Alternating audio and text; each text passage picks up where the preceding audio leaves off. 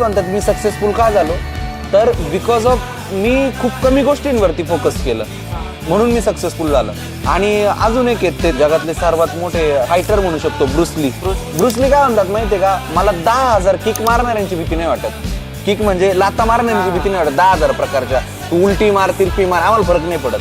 पण एक माणसाने जर एकाच किक मारण्याची जर 10,000 वेळेस प्रॅक्टिस केलेली असेल ना, तर त्याची मला भीती वाटते. कारण त्या एका लातीत मी खल्लास होऊ शकतो, कारण त्याची तेवढी प्रॅक्टिस झालेली. मग त्याच पद्धतीने आहे ना, तुम्ही तुमच्या लाईफमध्ये तुम्ही सोशल मीडिया निवडा, कोणतीही गोष्ट निवडा, पण तिला शेवटपर्यंत न्यायची ताकद ठेवा.